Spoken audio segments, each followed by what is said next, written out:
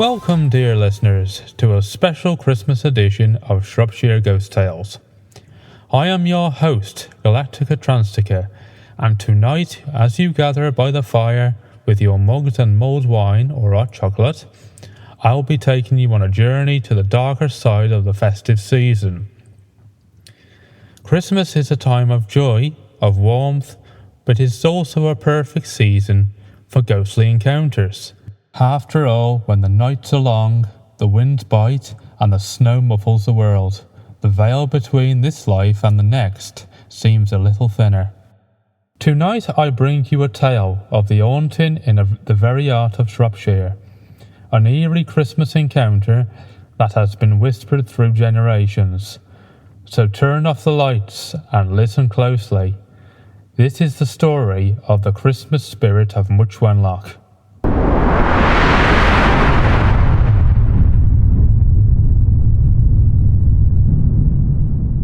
It all began on a frosty December night in 1864.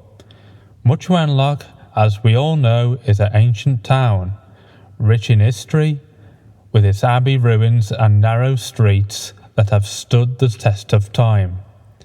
But one house, just off the High Street, has a much darker history than most care to admit. The family who lived there at the time, the Cartwrights, were well respected. Mr. Cartwright was a businessman, and his wife Eleanor was known for her charity work.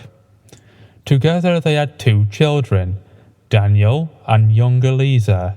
Christmas was fast approaching, and like every year, the Cartwrights invited family and friends to join them for the holiday celebrations.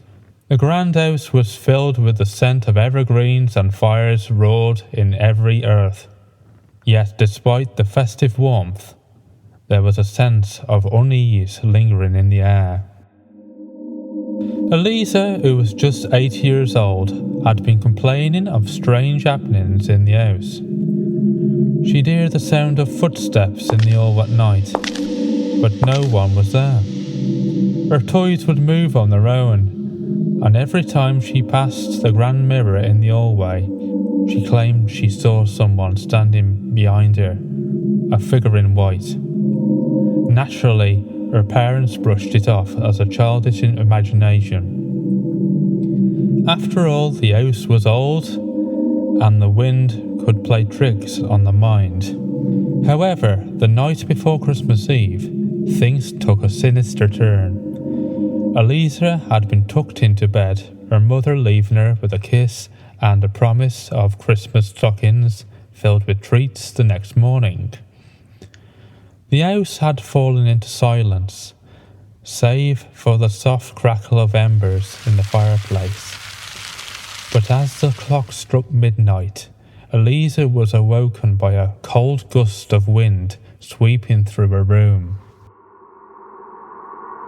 At first, she thought it was a draught, but as she sat up in bed, she saw something that made her blood turn cold. Standing in front of her bed was a young girl, no older than herself, dressed in a tattered white gown.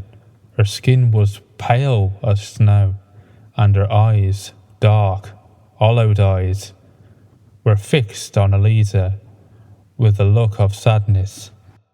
Eliza was frozen in place, unable to speak or move.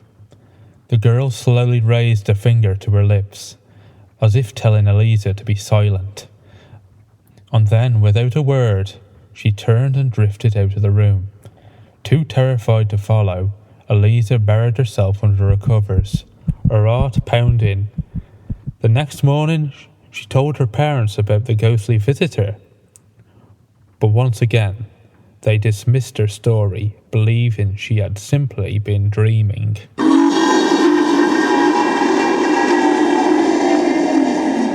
But the next night, Christmas Eve, the spirit returned, and this time she wasn't alone. The Cartwright family was gathered in the drawing room, sipping spice wine and enjoying the warmth of the fire, when Eliza suddenly let out a scream. There in the corner of the room stood a ghostly girl, but beside her was another figure, a woman, tall and slender, dressed in a dark mourning gown. Her face was shrouded by a veil, but beneath it her eyes gleamed with sorrow. The air in the room grew icy, the fire dimming as though the very life had been sucked from it. Everyone saw them now, the spirits, standing silently in the room watching. And then, just as quickly as they had appeared, they were gone. The house fell back into silence, the warmth returning, but the Cartwrights knew that this was no mere trick of the mind. They later discovered the tragic history of their home. Years before, a family had lived there, a mother and a daughter. The daughter had fallen gravely ill one winter, and despite the mother's desperate efforts, she passed away on Christmas Eve. Unable to bear the loss, the mother followed her daughter into the afterlife just days later. Their spirits, it seems, were forever bound to the house, reliving their final, sorrowful Christmas. And so, each year at Christmas time, the ghost of the young girl and her mum return, their tragic tale woven into the very fabric of the house. The Cartwrights moved out shortly after the haunting, but to this day, those who pass by the old house on Christmas Eve claim that they can see the two figures in the upstairs window, a child in white and a woman in black, watching, waiting. So, dear listeners, as you gather with your loved ones this Christmas, take a moment to remember there are those who, though long gone, may still linger, drawn to the warmth and the light of the living world, yearning for the joys of a Christmas that they never got to have.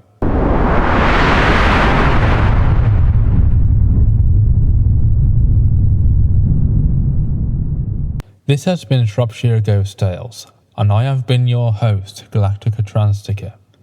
Until next time, keep your fires burning bright, and don't forget to check the shadows. Good night, and a very haunted Christmas to you all.